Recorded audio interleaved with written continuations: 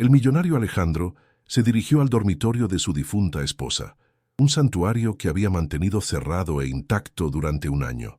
Al acercarse, oyó un sonido proveniente del interior, un crujido de tela. Con el corazón acelerado por la rabia, giró la llave maestra y abrió la puerta de golpe. Lo que vio lo llenó de una furia ciega e impía. La nueva y humilde criada, Isabela, estaba de espaldas a él, frente al espejo de cuerpo entero, sosteniendo el vestido de novia de su difunta esposa, lucía contra su propio cuerpo. Para Alejandro, esto no fue una indiscreción, fue la máxima profanación de su recuerdo más sagrado, una invasión de su templo de dolor. Esa criada, sin embargo, no era una desconocida. Isabela, una joven tranquila de mirada melancólica, guardaba un secreto que la conectaba con aquella casa de una forma inimaginable. Era la hermanastra ilegítima de Lucia, fruto de una larga relación amorosa del padre de la difunta. Lucia, una mujer de gran corazón, había descubierto la existencia de su hermana poco antes de morir y la había buscado en secreto. Su encuentro había sido una revelación, un vínculo instantáneo y profundo de reconocimiento y afecto. La presencia de Isabela en aquella mansión no era casualidad, sino una peregrinación al último lugar donde su hermana había existido. La promesa de Lucia había sido darle una nueva vida a Isabela. Le contaré todo a Alejandro. Eres mi familia, y este será tu hogar, le había dicho apenas unas semanas antes del accidente que la arrebató. Con su muerte, Isabela no solo perdió a la hermana que acababa de encontrar, perdió a la única familia que había tenido, el futuro que le habían prometido. El dolor de la pérdida, doble y abrumador, la dejó a la deriva. Su dolor era silencioso, anónimo, un dolor que no tenía derecho a compartir con nadie, porque, ante los ojos del mundo, no tenía derecho a sentirlo. El antagonista de esa historia era el dolor posesivo de Alejandro. Tras la muerte de Lucía, no solo preservó su memoria, la momificó. El dormitorio de la pareja se transformó en un museo, un mausoleo donde el tiempo se detuvo. Nada podía tocarse, nada podía moverse. Su dolor no era una tristeza pasiva, sino una negativa agresiva y territorial a desprenderse del pasado. Se convirtió en el celoso guardián de ese santuario, y cualquiera que se atreviera a perturbar el polvo sagrado de ese lugar era visto no como un torpe, sino como un enemigo, un ladrón de recuerdos. Impulsada por un dolor sofocante y la necesidad económica, Isabela tomó la desesperada decisión de contactar con el único vestigio que quedaba de su hermana. Con un apellido diferente, consiguió trabajo como empleada doméstica en la mansión. Era una forma de respirar el mismo aire, recorrer los mismos pasillos y cuidar la casa que una vez le habían prometido. Fue a la vez tortura y consuelo amar a su hermana en secreto, como una sirvienta invisible, desempolvando los retratos de una mujer cuya muerte también le había roto el corazón. Y así, en el aniversario de la muerte de Lucia, la añoranza se volvió insoportable. Usando una pequeña llave que la propia Lucia le había dado, para cuando ésta sea también tu casa, Isabela entró en la habitación prohibida. En un acto de puro duelo, se permitió tocar el objeto más icónico de la felicidad de su hermana, su vestido de novia.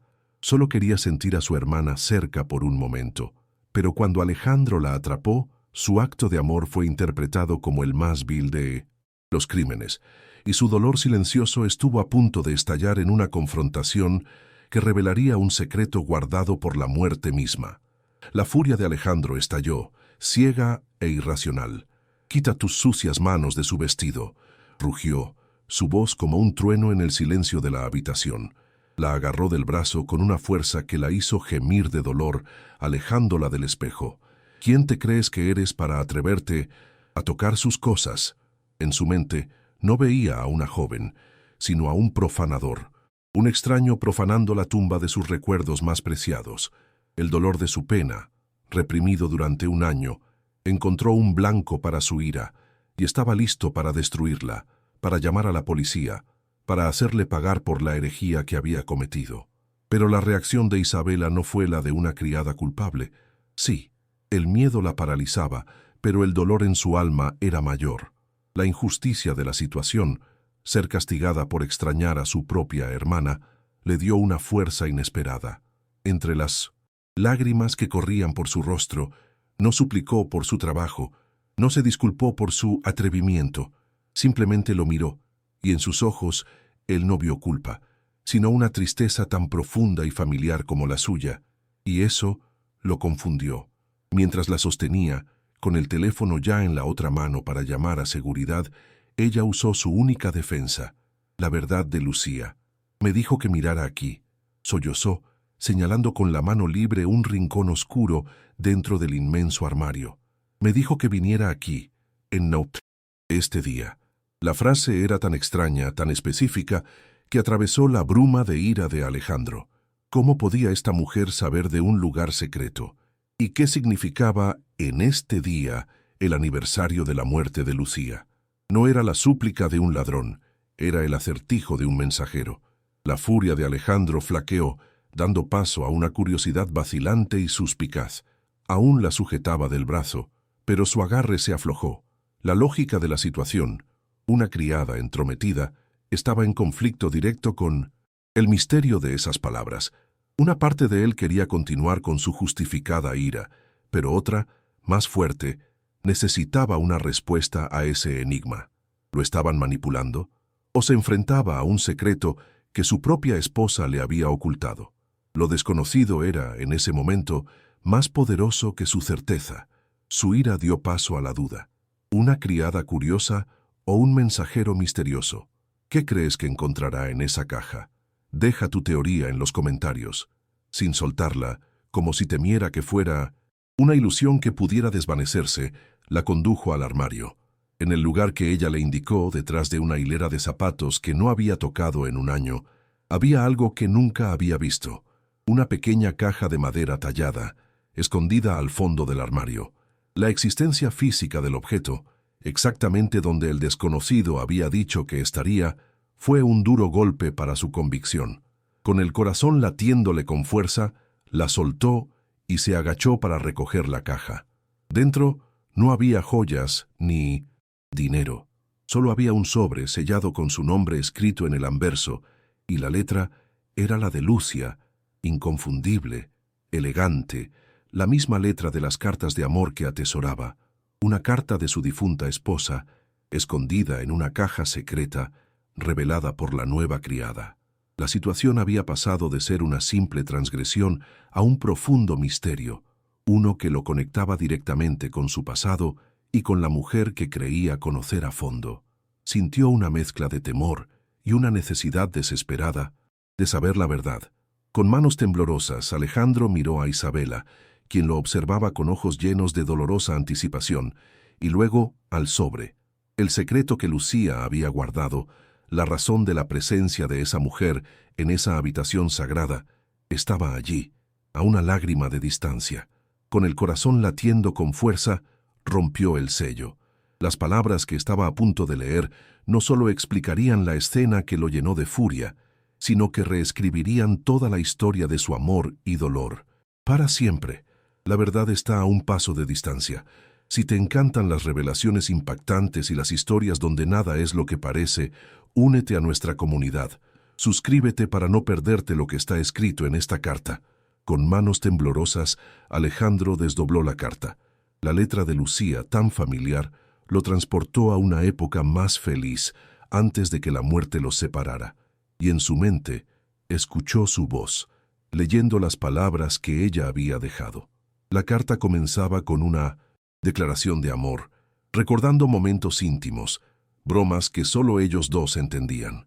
Era una caricia póstuma, una forma de calmar su dolor antes de revelar la verdad. Cada palabra era un bálsamo que ablandaba el corazón endurecido de Alejandro, preparándolo para la revelación que cambiaría su percepción del mundo y de sí mismo para siempre. No estaba leyendo una carta, estaba teniendo su última conversación con el amor de su vida, y entonces su voz en su mente le reveló el secreto. Amor mío, hay algo que necesito decirte, una parte de mí que ni siquiera tú sabes. Tengo una hermana. La carta contaba la historia de Isabela, la hija que su padre había engendrado fuera del matrimonio, y cómo Lucía la había encontrado. En cuanto la vi, me reconocí, dijo la voz de Lucía. No es una desconocida, Alejandro. Es la otra mitad de mi alma, una parte de mi historia que acabo de descubrir. La palabra sirvienta se disolvió en la mente de Alejandro, sustituida por hermana. La mujer a la que agredía no era una intrusa, era de la familia. La carta continuaba, llena de planes y una esperanza que la muerte había convertido en trágica. Lucia describió su intención de presentarle a Isabela, de darle la bienvenida, de darle finalmente el lugar en la familia que le habían negado. Y entonces llegó la petición, una súplica que atravesó el velo de la muerte. Amor mío, si estás leyendo esto, es porque me fui antes de poder cumplir mi promesa. Por favor, en mi nombre, encuentra a mi hermana. Dile que la amo, cuídala por mí. Es lo único que te pido. La petición no era una sugerencia, era un testamento, una responsabilidad que Lucia, desde el más allá, depositó sobre los hombros de su esposo. Y finalmente, la revelación que transformó la furia de Alejandro en una vergüenza aplastante. Y por extraño que parezca, tengo un último deseo. En el aniversario de mi partida, quiero que le dejes probarse mi vestido de novia, para que pueda, por un momento, sentir la alegría de ser una novia, la hermana que nunca tuve tiempo de tener a mi lado. Por favor, cumple mi última promesa. La conmoción fue total. El acto que él había considerado la mayor profanación, la mayor herejía, era, de hecho, el cumplimiento del último y más sagrado deseo de su amada esposa. El mundo de Alejandro se derrumbó. No estaba defendiendo el honor de su esposa, estaba violando su último deseo. No estaba castigando a un usurpador, estaba atacando a una hermana afligida que simplemente seguía las instrucciones de la mujer que ambos amaban. Bajó la carta con el papel temblando en sus manos y miró a Isabela. Por primera vez vio más allá del dolor y la ira, y vio el parecido. Los ojos de Lucía brillando a través de las lágrimas en el rostro de aquella desconocida. La enormidad de su error, de su crueldad, lo golpeó con la fuerza de un cataclismo. Completamente destrozado por la revelación, soltó el brazo de Isabela. Su tacto, antes violento, ahora era vacilante, lleno de remordimiento. Vio el vestido de novia, arrugado entre ellos, y lo comprendió todo. En un acto de silenciosa redención, se acercó y con manos temblorosas la ayudó a sujetar el vestido contra su cuerpo, ya no como un objeto robado, sino como una herencia compartida. La furia que lo había consumido se transformó en dolor compartido, y en esa habitación, dos personas que se habían visto como enemigas descubrieron que, de hecho, eran la única familia que les quedaba. La rabia dio paso a la redención. Este es el momento en que el dolor se transforma en conexión. Si esta escena de perdón y dolor compartido te conmovió, muestra tu apoyo dándole a me gusta a este video. Tu me gusta nos motiva a contar más historias que creen en la sanación. La verdad, revelada a través de la voz de una mujer muerta, purgó la ira de Alejandro, dejando en su lugar un vacío de vergüenza y arrepentimiento. Allí, ante la hermana secreta de su esposa, imploró perdón, no solo por las acusaciones, sino por su ceguera, por su duelo, egoísta.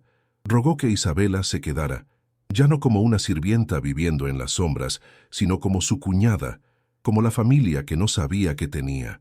Comprendió que la presencia de Isabela en su hogar no era una invasión, sino la continuidad de Lucía, la forma en que el amor de su esposa encontró la manera de seguir cuidándolo, incluso después de la muerte.